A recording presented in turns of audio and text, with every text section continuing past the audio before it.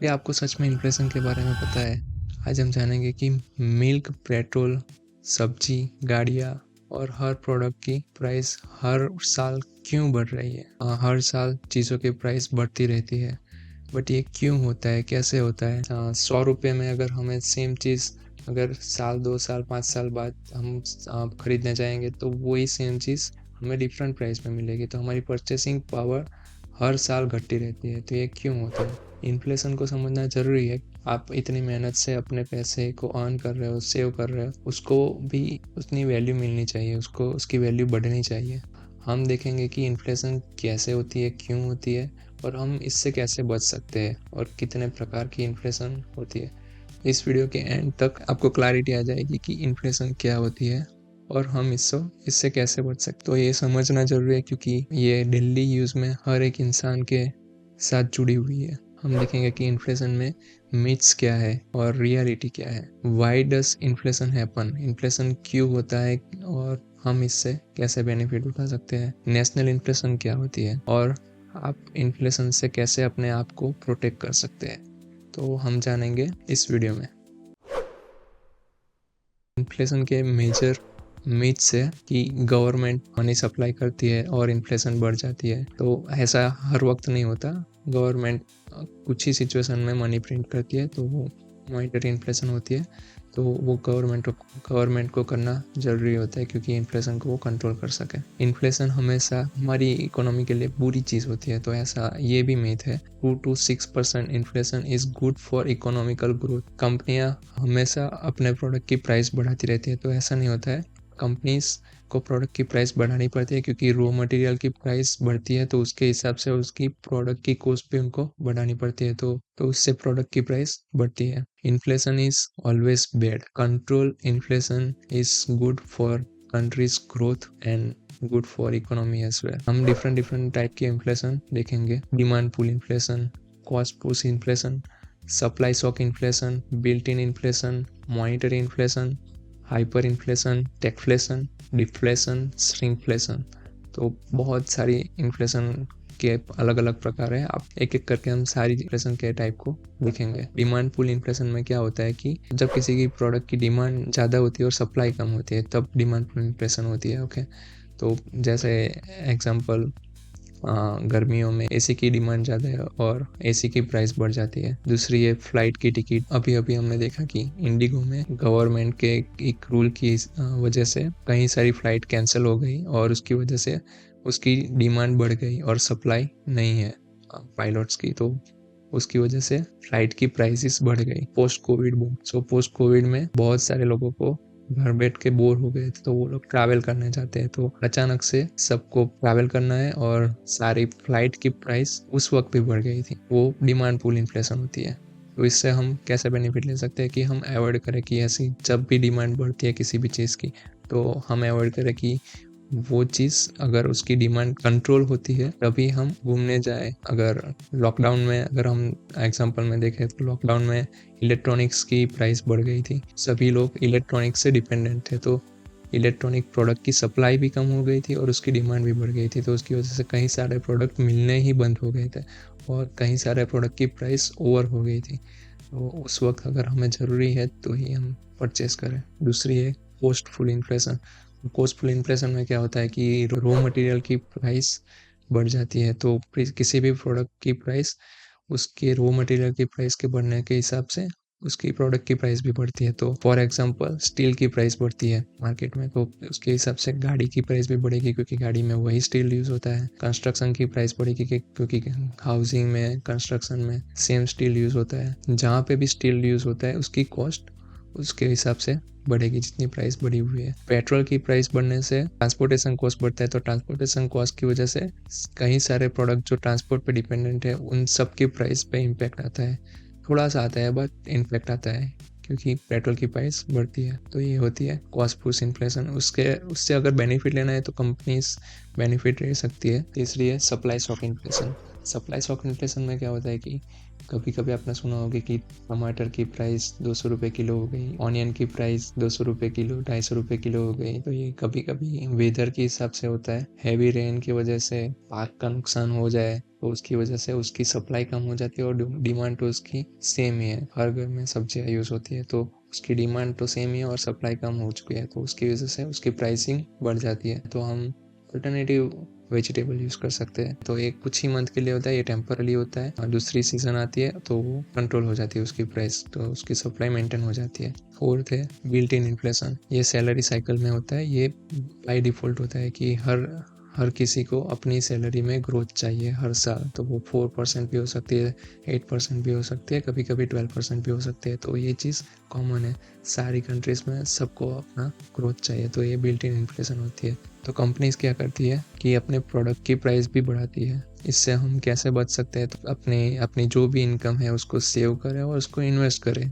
कहीं किसी भी जगह इन्वेस्ट कर सकते हैं आप। हम आगे देखेंगे कि कहाँ-कहाँ हम इन्वेस्ट कर सकते हैं, हमारे पास क्या-क्या ऑप्शंस हैं। फिफ्थ है मॉनिटरी इन्फ्लेशन। तो सरकार जब भी एक्सेसिव मनी प्रिंट करती है तो ये इन्फ्लेशन हम मॉनिटरी इन्फ्लेशन बोल सकते हैं। तो यूएस ने कोविड के वक्त बहुत ज़्यादा पैसे प्रिंट किए थे, तो पैसों की सप्लाई बढ़ गई थी, तो उसके हिसाब से ग्लोबल एसेट में प्राइस में हाइक हो गया था। ये मॉनिटरी इन्फ्लेशन होती है। गवर्नमेंट इन्फ्लेशन को कंट्रोल करने के लिए मनी को प्रिंट करती है और गवर्नमेंट और भी चीज़ें अप्लाई करती है कि इंटरेस्ट रेट को कम कर देती है। तो आप ज़्यादा हाउसिंग परचेस ज़्यादा बढ़ जाए, ओके, लोन में सबको बेनिफिट हो कि लोन का इंटरेस्ट कम हो जाए। तो आप इससे कैसे बच सकते हैं? तो आप पैसों का सप्लाई बढ़ता है तो पैसों की हमारी जो फिएट मनी है, पेपर मनी, उसकी वैल्यू कम हो जाती है। कैश है उसको आप डिफरेंट एसेट में इन्वेस्ट कर सकते हैं। अभी जो हम इन्फ्लेशन देखने वाले हैं वो बहुत ही रेयर है, तो वो है हाइपर इन्फ्लेशन। तो ये एक्सट्रीम सिचुएशन में ही होता है। तो हमारे पास एग्जाम्पल है वेनेजुएला, जिम्बाब्वे। वहाँ पे इन्फ्लेशन 100% से 1000% तक बढ़ गई थी, क्योंकि बहुत सारी अलग अलग सिचुएशन होती है जिससे उस ऐसी इन्फ्लेशन बढ़ती है। तो अगर कोई बड़ी बड़ी बैंक डिफ़ॉल्ट हो जाए तो उस सिचुएशन में हो सकता है कि करेंसी की वैल्यू एकदम से गिर जाती है। अगर हम रुपीस में देखें तो 50 रुपए की चीज़ हमें जो मिले वो अचानक से 5000 की मिलने लगे तो आपके पैसे की तो कोई वैल्यू ही नहीं रहेगी। ऐसी चीज़ें किसी कंट्रीज़ में हो चुकी है, हमारे पास एग्जांपल्स हैं। तो वहाँ पे आप 5000 रुपये कोई ब्रेड का पैकेट लेने जाओगे, आपके पैसे की वैल्यू ही क्या है? आपको अगर कोई बड़ी चीज़ परचेस करनी है तो आपको ठेला भर के पैसे लेके जाना पड़ेगा, ओके? आपके पैसे की वैल्यू ही नहीं रही है। उससे कैसे बच सकते हैं? तो आप डिफरेंट ग्लोबल एसेट में इन्वेस्ट कर सकते हैं, लाइक गोल्ड। गोल्ड की वैल्यू ग्लोबली सेट होती है। गोल्ड में इन्वेस्ट कर सकते हैं, सिल्वर में इन्वेस्ट कर सकते हैं, आप रियल एस्टेट में भी इन्वेस्ट कर सकते हैं। तो रियल एस्टेट भी स्टेबल एसेट है। और आप डिफरेंट कंट्रीज़ में भी इन्वेस्ट कर सकते हैं। यूएस में इन्वेस्ट करना आता है तो आप यूएस इन्वेस्टमेंट बेस्ड स्टॉक में इन्वेस्ट कर सकते हैं, तो आपका पोर्टफोलियो बहुत डाइवर्सिफाई रहेगा, उसकी वैल्यू स्टेबल रहेगी ऐसी सिचुएशन में भी। सेवंथ है स्टैगफ्लेशन। तो ये कैसे होता है कि इन्फ्लेशन भी बढ़ रही है और जॉब्स भी नहीं है मार्केट में। आपके पास सेविंग्स अगर हो तो आप सर्वाइव कर सकते हैं, बाकी आपका सर्वाइव करना बहुत मुश्किल हो जाएगा। जैसे श्रीलंका में क्राइसिस हुआ था, high inflation, lower growth and shortage of products, like import पे भी इम्पैक्ट आता है। डिफरेंट कंट्रीज से इम्पोर्ट आता है। तो आप इससे कैसे बच सकते हैं? तो आप हमेशा अपने पास इमरजेंसी फंड रखें। वो 6 मंथ का भी हो सकता है, ईयर का भी हो सकता है, 2 साल का भी हो सकता है। मैं तो बोलता हूँ 2 साल का इमरजेंसी फंड हमेशा अपने पास रखें, उसके बाद इन्वेस्ट करें एंड रिस्की लोन्स को अवॉइड करें। 8 है डिफ्लेशन। डिफ्लेशन इन्फ्लेशन का पूरा उल्टा होता है। तो इन्फ्लेशन में जैसे चीज़ों की प्राइस बढ़ती है वैसे डिफ्लेशन में प्राइस कम होती है या फिर स्टेबल रहती है। तो ये भी हो चुका है जापान में। अगर हम देखें कि जापान में लॉन्ग टर्म में डिफ्लेशन हुई है, इकोनॉमिकल ग्रोथ स्लो है, वो इकोनॉमी ऑलरेडी डेवलप है, तो प्राइसेस बहुत ही स्टेबल रहती है और वहाँ पे इन्फ्लेशन अराउंड 0 to 1% बहुत सालों तक रही है। तो जापान एक एग्जांपल है डिफ्लेशन का। डिफ्लेशन प्रोडक्ट में अगर हम देखें तो इलेक्ट्रॉनिक्स में होती है। तो अगर आप 15 साल पहले किसी सॉफ्टवेयर या फिर हार्डवेयर की प्राइस देखेंगे तो वो चीज़ बहुत ज़्यादा थी अभी के हिसाब से। हार्डवेयर में, इलेक्ट्रॉनिक्स में ये मार्केट ऐसा है कि ये डे बाय डे ग्रो करता है, तो इसमें हमेशा डिफ्लेशन होती है। तो आप इससे कैसे बच सकते हैं? तो डेफिनेटली आप कोई ऐसा प्रोडक्ट ना परचेस करें जो आउटडेटेड है, ओके, आप हम में से ट्राई करें कि न्यू प्रोडक्ट परचेस करें या फिर एक 6 महीने या 1 साल पुराना फ़ोन परचेस करने जाए, तो आप 5 साल पुराना फ़ोन लेंगे तो का कोई अर्थ नहीं है, क्योंकि उसमें सॉफ्टवेयर अपडेट्स भी नहीं आएँगे, ओके? और वो आपको महँगा पड़ेगा। और आप अल्टरनेटिवली और एक चीज़ कर सकते हैं, अगर आप इन्वेस्ट करते हैं तो आप ग्रोथ स्टॉक में इन्वेस्ट कर सकते हैं, लाइक ग्रोइंग सेक्टर्स। तो ग्रोइंग सेक्टर हम देखेंगे तो आईटी ग्रोइंग सेक्टर है, फार्मा ग्रोइंग सेक्टर है। तो आप ऐसे सेक्टर में इन्वेस्ट करें जो ऑलवेज ग्रो करते हैं विथ टेक्नोलॉजी। 9th है श्रिंकफ्लेशन। तो ये चीज़ आपने नोटिस की होगी कभी ना कभी। 15 साल पहले 10 रुपये का बिस्किट का पैकेट अभी भी 10 रुपये का मिल रहा है, तो वो कैसे? उसकी प्राइस क्यों नहीं बढ़ी?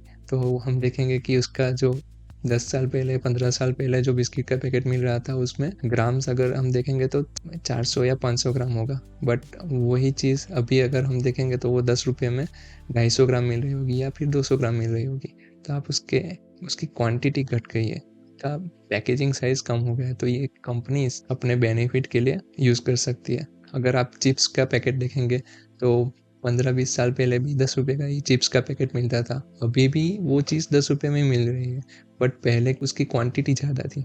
अभी उसकी क्वांटिटी या फिर उसका वेट वो कम हो गया होगा पहले के हिसाब से, क्योंकि उसकी प्राइस सेम होगी। कंपनी अपने बेनिफिट के लिए, मार्केट में कॉम्पिटिटिव रहने के लिए अपने प्राइसेस को नहीं बढ़ाती, बट प्रोडक्ट की क्वांटिटी या फिर उसका वेट कम कर देती है। तो आप देख सकते हैं कि उसकी प्राइस के हिसाब से उसका वेट कितना है। सो हम देखेंगे कि नेशनल इन्फ्लेशन क्या होती है। तो हम जो इन्फ्लेशन जानते हैं कि हर साल 6% से बढ़ रही है, तो वो चीज़ नेशनल इन्फ्लेशन होती है। तो ये डिफरेंट फैक्टर पे डिपेंड होती है, supply and demand, money supply, salary, global factors and prices. तो ये सारे फैक्टर को अगर हम कंबाइन करें, हमने जो भी इन्फ्लेशन देखी वो सबको कंबाइन करके जो कॉमन इन्फ्लेशन डेटा निकलता है हर साल, इकोनॉमिस्ट वो डेटा शेयर करते हैं, वैल्यू हमें मिलती है, तो वो चीज़ होती है नेशनल इन्फ्लेशन। तो वो हमारी 6% से बढ़ रही है।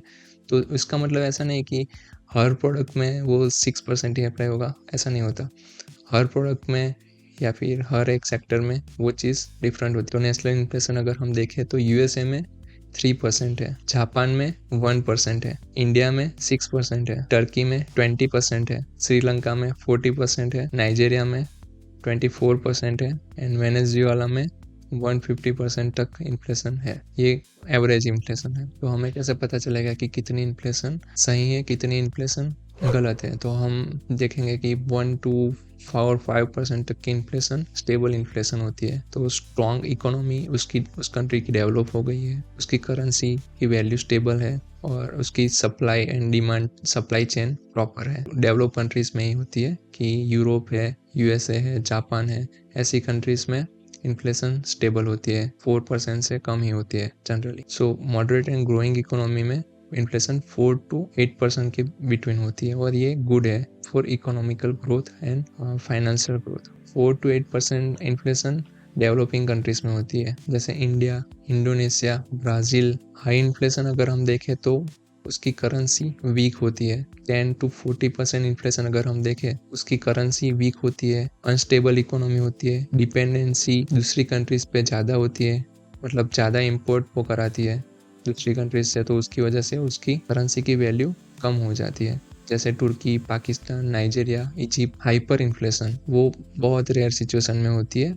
तो अगर क्राइसिस हो रहा है, किसी जगह वॉर हो रहा है, मनी प्रिंटिंग ज़्यादा हो रही है, या फिर बैंकिंग कोलैप्स हो जाती है, या फिर कंट्रीज डेट में है। हम देखेंगे कि श्रीलंका में हो चुका है, गाज़ा वेस्ट बैंक में हो चुका है, अर्जेंटीना में हुआ है, वेनेजुएला में हुआ है। ये एग्जांपल है हाइपर इन्फ्लेशन के। अगर आपके पास 5 लाख रुपए है और आपने 5 लाख रुपए 2000 की साल में, तो उसकी वैल्यू इन 6% इन्फ्लेशन के हिसाब से 2025 में कितनी होनी चाहिए? तो हम चार्ट में देखेंगे कि वो 5 लाख की वैल्यू 2025 आते आते 1,20,000 हो जाती है। अभी के 1,20,000 सिमिलर टू 5 लाख इन 2001। सो ये हम अगर कंपेयर करें तो उसकी वैल्यू उतनी ही रहती है अगर आप वो चीज़ कैश में ही रखते हैं। ओवर द ईयर आपकी पैसे की वैल्यू कम हो जाती है। तो आपने अपने पैसे कैश में रख रहे हैं तो आपको सोचना चाहिए कि आप उसको कैसे उसकी वैल्यू बढ़ा सकते हो। हम कैसे उसको प्रोटेक्ट कर सकते हैं। ओके, तो हम क्या कर सकते हैं, इन्वेस्ट कर सकते हैं उसको, एफडी में कर सकते हैं, स्टॉक्स में कर सकते हैं, म्यूचुअल फंड में कर सकते हैं, गोल्ड में कर सकते हैं और अदर कमोडिटीज लाइक सिल्वर, तो उसमें भी कर सकते हैं, रियल एस्टेट में भी कर सकते हैं। तो आपकी पैसे की वैल्यू ओवर द टाइम बढ़ती रहेगी with assets. So don't keep all your money in saving account as well. So saving account में कितने मनी होनी चाहिए, तो सेविंग अकाउंट में जनरली जो मंथली एक्सपेंसेस होते हैं आपके, मैं तो मंथली एक्सपेंसेस ही रखता हूँ। सो बैंक अकाउंट में अगर आप ज़्यादा कैश रख रहे हैं, आपके मंथली एक्सपेंस से भी ज़्यादा, तो आपको उसमें बहुत कम इंटरेस्ट मिलता है, 2 to 3%। ओके, सो आपके पैसे की वैल्यू वैसे ही कम हो जाती है। तो आप ट्राई करें कि आप अपना बैंक अकाउंट में उतने ज़्यादा कैश ना रखें जितनी आपको ज़रूरत है। आप उसको डेट फंड में भी यूज डाल सकते हैं, लिक्विड फंड में भी डाल सकते हैं, या फिर एफडी में डाल सकते हैं। तो हम देखते हैं कि 5 लाख की वैल्यू ओवर द ईयर कैसे बढ़ती है अगर हम इन्वेस्ट करते हैं। तो हमारे पास एग्जांपल है, और हम ये एग्जांपल देख रहे हैं कि 2010 में अगर आपने 5 लाख रुपए इन्वेस्ट किए हैं डिफरेंट एसेट में, तो उसकी वैल्यू 2025 में कितनी बढ़ गई। ओके, तो हम देखते हैं कि 5 लाख रुपए अगर आपने एफडी में डाले हैं तो 15 ईयर में उसकी वैल्यू 10.4 लाख हो गई। डेट फंड में हम देखेंगे तो उसकी वैल्यू 13.8 लाख हो गई है। 5 लाख की वैल्यू अगर हमने निफ्टी 50 में डाले होते तो उसकी वैल्यू 28 लाख हो जाती है। अगर सेम 5 लाख आपने अगर गोल्ड में डाले तो वो 31 लाख हो जाते हैं। वैसे गोल्ड की वैल्यू लास्ट 2 इयर्स में ही ज़्यादा बढ़ी है, तो उसकी वजह से ये ज़्यादा दिख रहा है। बाकी गोल्ड में भी एवरेज 8 to 10% CAGR से गोल्ड की वैल्यू बढ़ती है। अगर आपने वो सेम 5 लाख निफ्टी नेक्स्ट 50 में डाले होते तो उसकी वैल्यू 33 लाख होती इन 15 ईयर्स। ओके, तो हम डिफरेंट CAGR देखेंगे तो गोल्ड ने 12.98% का रिटर्न दिया है, निफ्टी 50 ने 12.36% का रिटर्न दिया है, निफ्टी नेक्स्ट 50 ने 13.42% का एवरेज रिटर्न दिया है, डेट फंड ने 7% का रिटर्न दिया है और एफडी ने 5% का रिटर्न दिया है over the year. So inflation सिर्फ एक नंबर नहीं है, वो हर एक इंसान की ज़िंदगी में हर रोज़ उसके साथ जुड़ा हुआ है और उसकी परचेसिंग पावर कम कर रहा है। तो आप अच्छे से इन्फ्लेशन को समझ के अपने पैसे को खर्च करें और अपने पैसे की वैल्यू कम मत होने दें और उसको बढ़ाएं। अगर आपको इस वीडियो से थोड़ी सी भी वैल्यू मिले तो please press the like button and अपने दोस्तों के साथ शेयर ज़रूर कीजिए और चैनल को सब्सक्राइब कर लीजिए ऐसे ही और वीडियोस देखने के लिए। और कोई डाउट या सजेशन हो तो प्लीज़ कमेंट सेक्शन में लिख देना। इस वीडियो को अंत तक देखने के लिए आपका बहुत बहुत धन्यवाद।